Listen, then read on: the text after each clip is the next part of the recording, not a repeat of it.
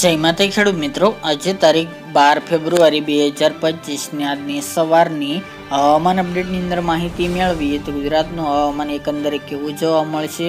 હવે ઠંડીમાં જે ઘટાડો, બપોર દરમિયાન ઉનાળા જેવો માહોલ જોવા મળશે. બે ઋતુનો અનુભવ ગુજરાતના ખેડૂત ભાઈને જોવા મળી શકે છે.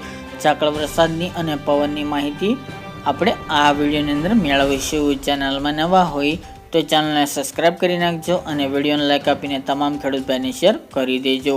હાલ ગુજરાતની અંદર મિક્સ ઋતુનો અનુભવ જોવા મળી રહ્યો છે.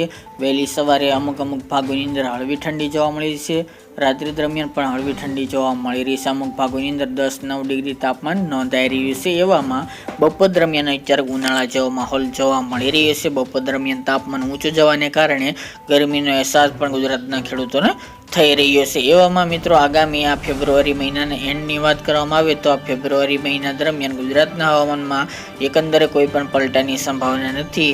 આ ચોક્કસપણે 25 તારીખ આસપાસથી લઈને ત્યારે ગુજરાતના હવામાનમાં એક પલટો આવી શકે છે, કારણ કે ઉત્તર ભારતના ભાગોમાંથી એક વેસ્ટર્ન ડિસ્ટર્બન્સ આવવાનું છે, જેની અસર ગુજરાતમાં નહિવત જોવા મળશે.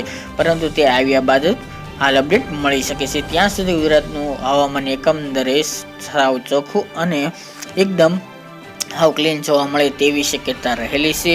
તેમજ મિત્રો, ગુજરાતની અંદર હમણાં માવઠાની શક્યતા પણ જોવા મળતી નથી, એટલે કોઈ ખેડૂત ભાઈને ડરવાની જરૂર નથી.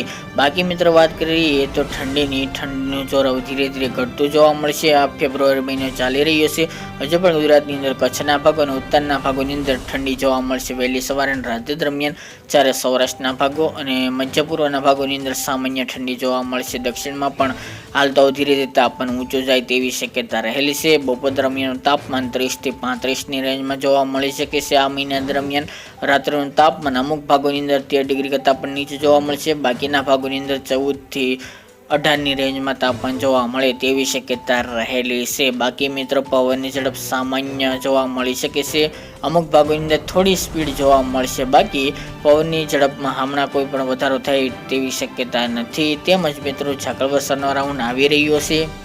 અને તે ઉપરાંત મિત્રો, અત્યારે ઘણા બધા ભાગોની અંદર વહેલી સવારે ઝાકળ વરસાદનું પ્રમાણ પણ જોવા મળી રહ્યું છે. ખાસ કરીને કચ્છ, નલિયા, ગાંધીધામ, મુંદ્રા, માંડવી, ભુજ જેવા ભાગો, એ સિવાય ખંભાળિયા, દ્વારકા, કાલાવડ, તેમજ લાલપુર, જામનગર, રાજકોટ, કુતિયાણા એ વિસ્તાર, જૂનાગઢના ભાગો છે, અમરેલી, મહુવા એ વિભાગ, દ્વારકાના અન્ય ક્ષેત્રો તેમજ ભાવનગરના પણ અમુક ભાગોની અંદર વહેલી સવારે ઝાકળ વરસાદનું પ્રમાણ જોવા મળી રહ્યું છે. હજુ પણ ઝાકળ વરસાદના પ્રમાણમાં છેલ્લા અઠવાડિયા દરમિયાન વધારો થાય તેવી શક્યતા રહેલી છે.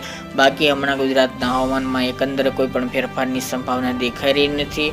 તેમજ હમણાં કોઈ હવામાનમાં પલટો આવે તેવી પણ શક્યતા જોવા મળતી નથી. વધુ અપડેટ આગામી દિવસમાં જણાવશું. આ અત્યારની વહેલી સવારની અપડેટ ફરી એક નવા વિડીયો સાથે મળીશું.